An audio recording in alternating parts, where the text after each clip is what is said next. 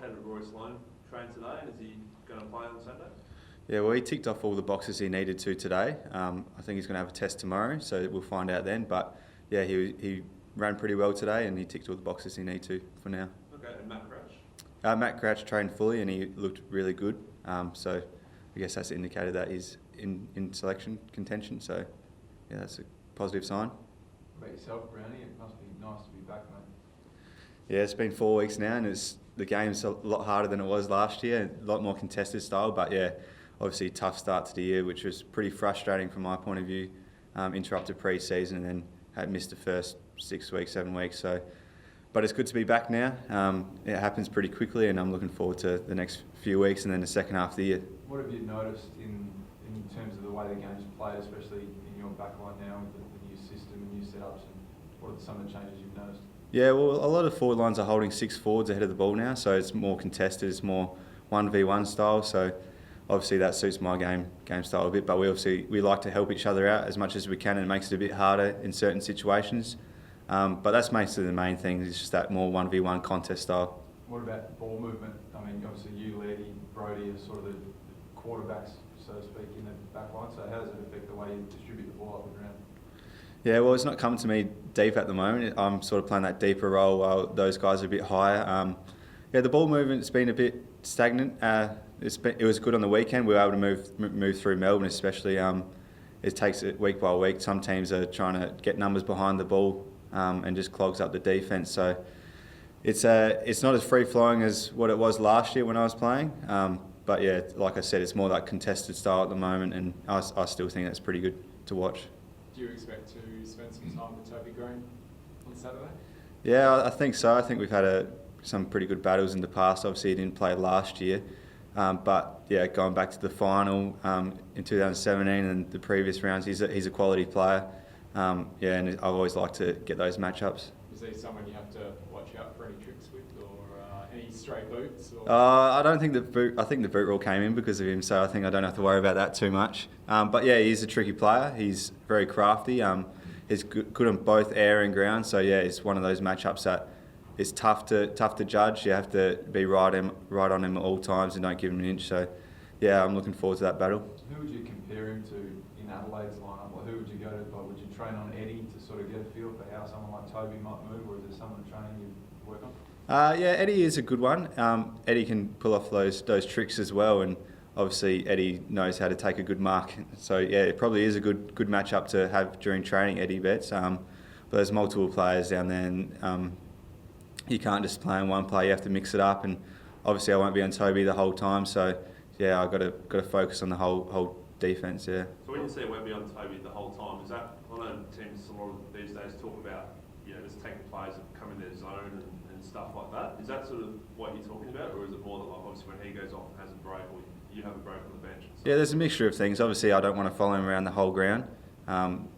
Yeah, we can hand over. I trust the other defenders to get the job done at the same time. So there'll be times like that, like you said, and when he goes off, that I'll have to play on someone else. Yeah, just got to see what they throw up as well. I don't want to be dictated to what they're doing. Yeah, but at this stage, I'll focus on him, and then I'll go from there. What's his chat like? He seems a bit pesky. When I was playing against him, he didn't really chat too much. No, but he's just a pretty physical player, especially off the mark, so he pushes off fairly aggressively, and it's always a physical contest. Their entire forward line is really firing this year. I mean, Jeremy Cameron, Coleman leader, but then is there a danger maybe put too much work into guys like him and Toby, and then Himmelberg and Finlayson can hit you guys on the scoreboard too? There can be. That's why we can't be too focused on one individual matchup. We have to be able to shift our focus to playing a holistic defence, and they even have midfielders that come down. So Caniglio's been in really good form, and he kicked 3 on the weekend, so he's one that could come down forward that we have to be ready for. We have to be ready for possible matchups like that in the midfield, and yeah, Jeremy Cameron has been playing really well, but I trust our defence to get it done. What's Eddie Betts done for your own development? I mean, getting to train on a guy like that week in, week out, do you think that's helped you become a better defender? Oh, it has to, doesn't it? I think I'm playing on the best small forward in the comp, one of the greatest small forwards ever. It's always tough at training. That makes my job a lot harder. But yeah, he gives us tips all the time on how to make it hard for him to play, and how it makes it hard for other forwards to play. And I'm trying to give him the same advice and what I find hard at the same time. So hopefully I'm doing the same for him. What does he say? What does he not like? I think it's just the typical stuff like most forwards, but I won't give that away. I can't give that away.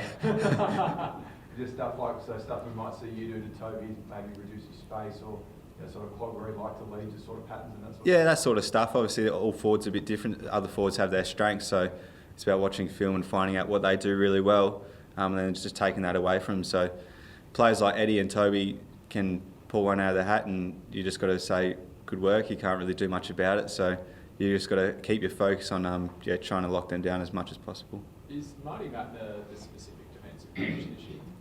Is he the line coach? Yeah, he is the line coach. Yeah, What he's have you been. made of his involvement this year, and what's he kind of brought to the table? Yeah, he's brought in his own way. He's obviously had a great career and he knows how to play defence really well. He's been in a good organisation in Sydney and before that Adelaide. So, no, he's brought a really positive, good view to the team. He's trusting our ability to get it done as well. So that's the main thing. He trusts in the players to get it done and voice their own opinions. You talk about defenders trying to find different ways to nullify forwards and stuff like that. We saw Ben Strutton against Charlie Cameron last week, continually niggling the entire game, little punches here and there. Is that something that you might sort of think about doing in a game, or is that something that you've ever tried, or do you just sort of stay away from that sort of stuff? Well, you definitely look at their past performances and see who's done well and what they did to do it. So if that works in the past, then you definitely try it out and see how it goes for you. The bodywork stuff is always a big one. If you can stay on top of that, I think it makes it uncomfortable for any sort of forward. I don't think anyone likes getting hit all day. That's probably a big one. Is that sort of against the spirit of the game though, where this year especially the AFL and the Players Association are talking about cutting out gut punch, jumping punches and stuff like that, and yet we're allowing stuff that Stratton's doing continually, hitting an opposition forward for the entire game. Yeah, well, I wouldn't do anything outside the rules. So in terms of hitting and stuff like that, I wouldn't do that. It's more just body work around the grounds in the contest. It's nothing outside the rules. It's just making them aware that you're there and just keeping that in their mind. Hey, what was the feeling after last week's? What's the talk been like this week? Because you kind of stole that one last week, didn't you? Yeah, but we've been playing good footy the weeks before, and we weren't able to get it done. So I think the fact that we were able to win a close one in the end, we held our composure. There was a bit of relief in the end. Obviously, it was a tough game, and we were able to come back from it. But no, it's positive when you win. Definitely areas to work on, but we always look at the past as well, where we were playing good footy. So against West Coast, we played really good footy, weren't able to get it done. In patches against Brisbane, we were playing good footy. So we don't just outlie last week and say, oh yeah, we were lucky. We were able to get the points in the end, but the weeks before we were playing good footy and we weren't able to get done. So it's good to get a win in a close game. Who do you think gets match ball? I'm not too sure. Who do you reckon he'll go to? Smithers, Lairdy? Lairdy or Yeah. something. He's a good player, and I'm sure someone will get his attention. When you have a guy like that in the competition who's sort of head and shoulders above everyone else, shutting down maybe a club's biggest ball winner each week, is that a discussion during the week about how to deal with someone like that who's consistently keeping blokes to 10, 15 as well? It wouldn't be a massive focus. I think as a group, we sort of identify that it might happen, but obviously things can change. So they might not run with anyone. They might. So we just got to be aware, and we've got to help out whoever's getting tagged. At the same time, we can't just leave him alone and let him do his thing. We have to try and make it uncomfortable for him as well. Has there been any more light shed on who's going to start in the ruck this week? Not at this stage. They're both in pretty good form, as you would have saw it. Riley's been playing pretty well the last few weeks. He keeps growing in confidence, and Source was able to perform in the sample, which is really good. We got a competition for that spot, which is nice, and that's just going to be up to selection now.